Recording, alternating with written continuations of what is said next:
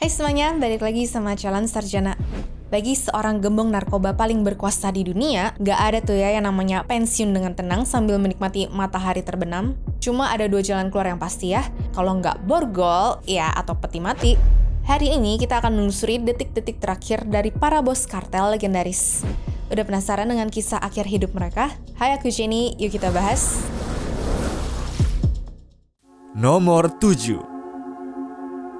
Griselda Blanco.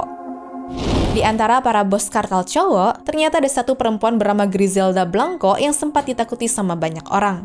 Karena perempuan yang dijuluki The Godmother of Cocaine ini adalah bandar narkoba paling terkenal dan bengis.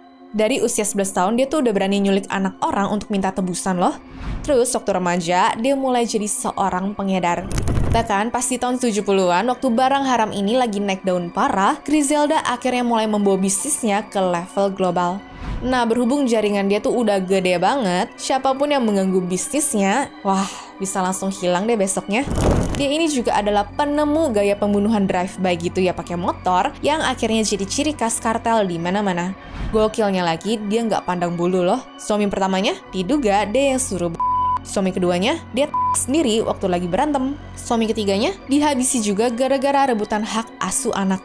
Jadi kebayangkan gimana sadisnya orang ini. Tapi di tahun 1985, Griselda tertangkap di California dan dijeblosin ke penjara selama 15 tahun.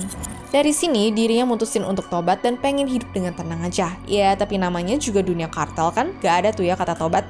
Iya, jadi di tahun 2012, waktu dia udah dibebaskan dan lagi beli daging di toko daging Kolombia, dirinya malah dua kali di bagian kepala oleh seorang pria yang lagi naik motor. Ironis banget ya, si nenek ini meninggal dengan cara yang dulu dia ciptakan sendiri.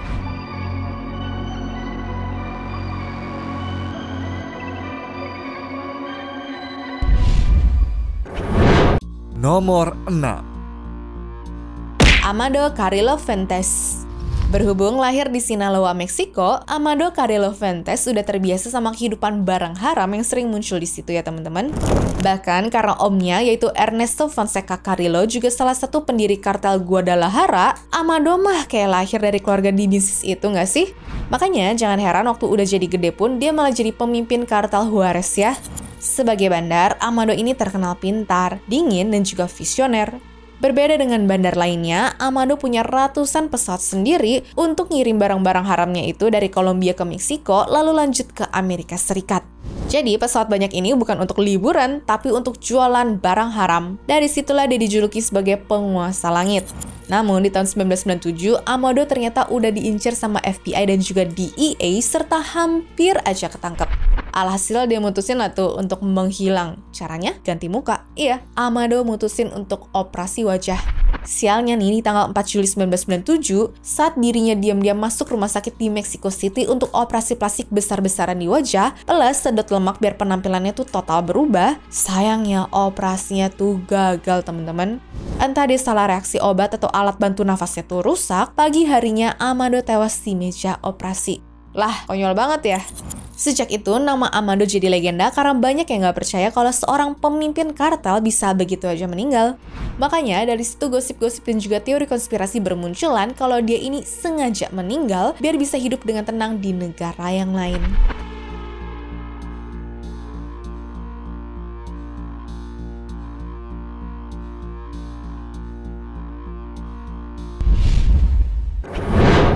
Nomor 5. Gonzalo Rodriguez Gacha. Sama seperti pemimpin kartel lainnya, Gonzalo Rodriguez Gacha yang dijuluki El Mexicano, dari kecil pun hidupnya udah penuh kerja keras ya. Dari mulai jadi pemburu, penyelundup, tukang colong, sampai akhirnya jadi raja kartel. Tapi hidupnya tuh berubah semenjak dia kenalan sama Pablo Escobar.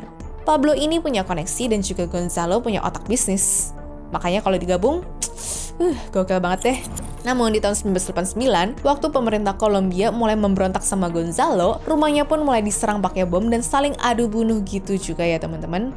Sampai akhirnya pasukan khusus Kolombia ngepung Gonzalo pakai helikopter serta senjata berat, di mana pas dirinya kabur pakai mobil, kendaraan itu juga diserbu roket sama peluru.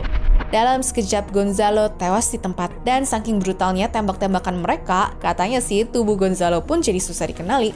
Yang tadinya miskin terus jadi penguasa narkoba, ujung-ujungnya meninggal dengan tragis di tengah adu tembak. Emang tipikal ya buat raja barang haram mah.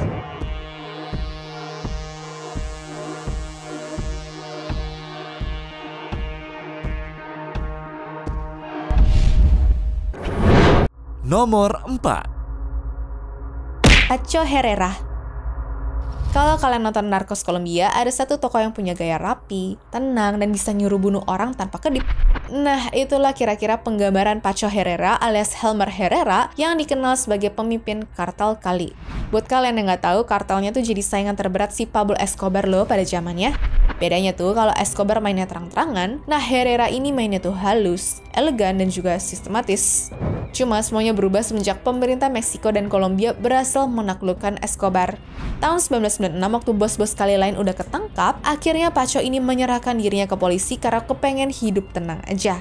Namun di tanggal 6 November 1998, saat Pacho lagi asik main bola di dalam penjara, tiba-tiba nih ada seorang pria bernama Rafael Angel Uribe Serna yang masuk ke lapangan. Uribe ini bukan orang asing ya teman-teman, dia udah bertahun-tahun jadi orang dekat semacam penasehatnya Pacho gitu deh. Nah, melihat temannya datang, Pacho langsung berhenti main dan juga nyamperin Uribe untuk nyapa. Mereka pelukan lah di situ, dan waktu lagi pelukan, Uribe tiba-tiba ngeluarin pistol. Pacho 7 kali di kepala. Dia langsung dibawa ke rumah sakit, tapi nyawanya tuh jelas ya nggak ketolong. Si Uribe langsung ditangkap. Nah, waktu ditanya, Pacho sih ngakunya pernah menyuruh dia membunuh orang tapi gagal, terus keluarganya diancam-ancam juga ya katanya. Tapi polisi nggak percaya. Semua yakin kalau Uribe ini tuh cuma pion yang disuruh balas dendam oleh kartel-kartel lainnya.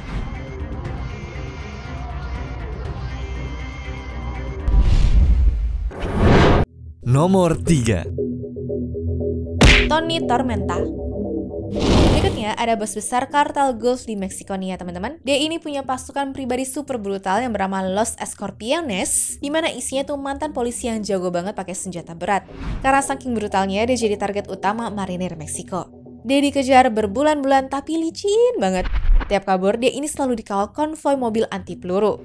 Sampai akhirnya pada tanggal 5 November 2010, pemerintah tuh gerah. Mereka mutusin untuk all in aja deh. 660 marinir didukung helikopter dan juga kendaraan lapis baja berhasil mengepung markasnya di kota Matamoros. Kota langsung lockdown total, sinyal handphone dimatiin, listrik aja sampai padam. Selama berjam-jam terjadi perang kota. Anak buah Tony membajak bus dan juga ngeblok tentara, sniper nembak dari atap, dan lebih dari 300 granat meledak. Sorenya, marinir akhirnya menemukan Tony di satu gedung. Dia dihajar dari udara pakai helikopter, diterobos dari bawah, dan Tony pun tewas di tempat bareng beberapa pengawalnya. Endingnya, musuhnya yaitu Los Zetas party hebat-hebatan ya. Mereka pasang spanduk gede di jalan-jalan dengan tujuan ngejekin Tony yang udah mati dan ngajak sisa anak buahnya untuk pindah kubu. Tragis sih endingnya. Nomor 2. Francisco Rafael Arellano Felix. Pernah kebayang nggak yang tadinya bos kartel ditakutin sama banyak orang, terus punya triliunan rupiah di tangan, dan didampingi pengawal di mana-mana, ujung-ujungnya malah meninggal karena sama badut. Iya seriusan, penguasa kartel Tijuana yang bernama Francisco Rafael Arellano Felix ini pada sekitar tahun 1980-an akhir sebenarnya sempat kejeblos 10 tahun penjara dan diekstradisi ke Amerika gara-gara kasus penyelundupan narkoba. Cuma namanya pentolan kartel, ya selama di penjara pun dia masih bisa menjalankan bisnis seperti biasa ya. Nah, walaupun sempat 2 dekade hidup bolak-balik di penjara, Francisco akhirnya benar-benar bebas dan gak pernah kelihatan ikut perang kartel, gak pernah nyentuh bisnis narkoba lagi, seakan-akan hidup tuh kayak mantan bos yang udah tobat. Konyolnya di bulan Oktober 2013, Francisco yang lagi datang ke pesta keluarga di Baja California, mendadak malah dibunuh sama badut pesta yang katanya sih adalah samaran dari pembunuh bayaran. Cuma yang jadi misteri adalah sampai sekarang nih gak ada yang tahu siapa yang sewa badut itu. Yang jelas, walaupun dia mutusin pensiun, tapi ternyata nggak ada kata pensiun di dunia kartel ya.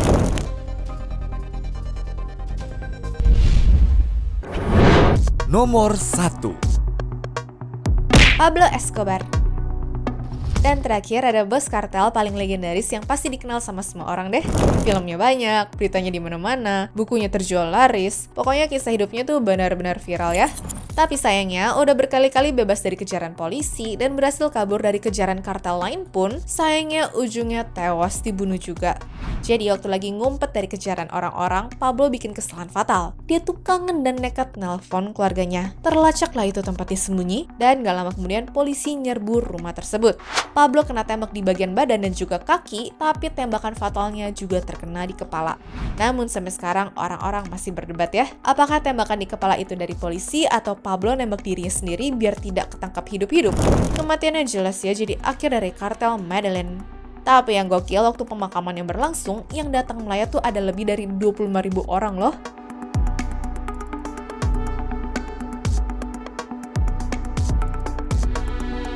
Anyways, cukup sampai di sini ya guys video hari ini. Sampai jumpa di video selanjutnya. Dah.